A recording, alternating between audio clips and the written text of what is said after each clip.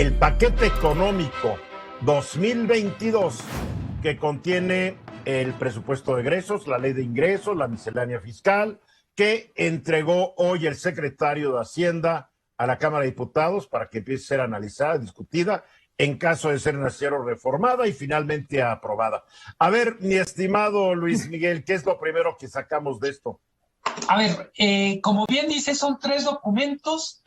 El primero, que son los criterios de política económica, es los pronósticos en los que el gobierno hace sus cuentas de cuánto va a ingresar y cuánto va a gastar.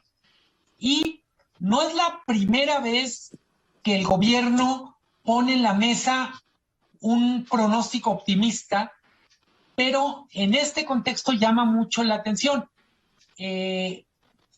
Vamos a decir por qué llama la atención. Para el PIB, estima que en 2022 vamos a crecer 4.1%. ¿Por qué es muy optimista 4.1? Pues primero, porque lo comparamos con otros pronósticos de crecimiento, más o menos los promedios están entre 2.5 y 3.2. Ese es el rango. Los pesimistas dicen México va a crecer 2.5. Los más optimistas fuera de Hacienda están situando el crecimiento en 3.2, 3.3. El gobierno se va a 4.1.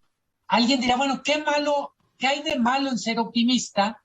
El problema es que si calculas crecer más de 4%, calculas que las empresas y la economía van a crecer al 4% y por tanto van a pagar impuestos en proporción a un crecimiento de 4%. Claro. Va a haber más gente ocupada y la gente más ocupada también va a pagar impuestos sobre sus ingresos. O sea, todo va a estar muy bien de acuerdo a esto. También hay optimismo en la inflación, 3.4. ¿Por qué es importante el tema de inflación? Hay que recordar que el presupuesto, en particular el presupuesto de gasto, utiliza un concepto que les gusta mucho a los economistas, que dicen en términos reales. ¿Qué quiere decir en términos reales? A una cantidad le quitas la inflación y sobre eso tienes una forma de comparar realista. Si estimas una inflación baja, en automático lo que estás calculando es que a todo mundo le va a tocar más dinero porque la inflación se va a comer menos del presupuesto asignado. Los otros 2 documentos sobre los cuales los diputados van a discutir son la ley de ingresos y el presupuesto de egresos, en ese orden. ¿Por qué es importante el orden? En eso sí el legislativo ha tenido sentido común. Primero discuten de dónde van a salir los recursos y luego en qué lo van a gastar. Como la instrucción del presidente es no subir impuestos ni subir las tasas, lo que el gobierno se reserva es literalmente una cosa que se llama miscelánea fiscal, donde están todos los trucos para recaudar más.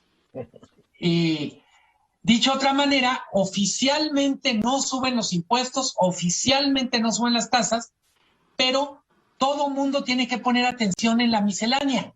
Es normalmente cuando uno va con su contador, el documento al que hace referencia el contador o contadora de cada quien. Te dice, oye, es cierto que no subió la tasa, pero fíjate que a ti ya no te van a poder deducir lo que gastes en lentes, esos viajes que estás haciendo ya no son deducibles, o resulta que para la actividad que tienes tú hay una nueva manera de pagar impuestos. Entonces, para no aburrir con detalles, lo más importante para mucha gente es no quedarse con no suben impuestos, no hay impuestos nuevos ni tasas, sino vayan a la miscelánea o pídanle a su contador que le explique. En el gasto, la buena noticia, y lo digo real, sí hay un crecimiento importante en el gasto en salud. Se calcula 5% en términos reales. La cosa es que lo ejerzan, porque hemos tenido años donde tienen muy buen presupuesto y no lo ejercen. Absolutamente. Y hay que recordar, si el COVID nos recordó cómo toda la sociedad y la economía depende de estar sanos, la verdad es que no viene al caso tratar de ahorrar en recursos a salud. Con esto me refiero INSABI, con esto me refiero Seguro Social y los hospitales especializados, el de las Fuerzas Armadas, el de Pemex, etcétera.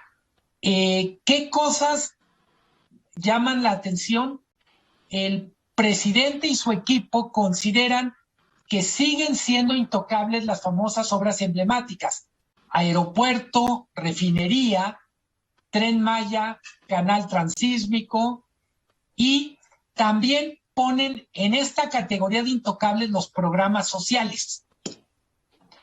Si sumamos programas sociales más proyectos emblemáticos, para gobiernos estatales, para gobiernos municipales, para órganos autónomos, literalmente el pleito va a ser como por las migajas o, sí, como decía Borges de las Malvinas, dos calvos peleando por un peine. Así va a ser. A ver, Daniel. Bueno, creo que vamos a empezar a ver el efecto de no haber tenido planes de recuperación el año pasado para que las empresas o los comercios no hubieran tronado como tronaron por la pandemia. El gobierno se resistió a hacer como hicieron muchos otros y dar apoyos a estas empresas. Y ahora está calculando que va a tener, como dijiste hace un momento, un ingreso del 4% superior para poder tener estos ingresos que está calculando en base a una carta de buenos deseos, porque esto está como en la economía de cualquier hogar, que gastan más de lo que reciben y calculan que van a recibir algo extra para poder seguir gastando eso y más. Marco. Yo creo que es una propuesta totalmente conservadora. Perdón por el señor presidente, pero conservadora en el manejo de las finanzas públicas. El presidente es muy conservador en lo fiscal y en lo social, no se quiso nunca pronunciar a favor o en contra del aborto, porque está en contra. O sea, es muy conservador en muchas cosas, ¿sí? El presidente López Obrador. Y aquí especialmente el manejo de las finanzas públicas ha sido cuidadoso en los famosos equilibrios macroeconómicos. Si bien la perspectiva de crecimiento es bastante por arriba de lo que muchos de los analistas podrían considerar, el gasto, digamos, es bastante conservador en lo que ha propuesto en los últimos 3 años. Sus prioridades en materia de infraestructura, sus programas sociales, y prácticamente se acabó. La sorpresa es este incremento al gasto de salud muy necesario, porque hay que recordar que no solamente hay que atender la pandemia, tenemos que atender todo lo atrasado, así como los chips retroceden muchas cosas, también tenemos pendiente muchas operaciones y muchos servicios de salud. Entonces parece ser que es bastante congruente esa posición de parte del gobierno federal, pero sí, hay pocos cambios en la propuesta presupuestal. Ya se esperaba que iba a ser, como se ha dicho, va a ser un paquete inercial, va a ser el paquete del año pasado, le van a subir un porcentaje aquí, allá, una cantidad. A ver, el paquete también considera que van a producir, y creo que esto no es factible, 1.826.000 barriles diarios de petróleo, cuando actualmente están sobre el 1.600.000 y pico. O sea, subir 200.000 barriles más diarios de producción estará por verse. Esta fue una producción de Grupo Fórmula. Encuentra más contenido como este en radioformula.mx.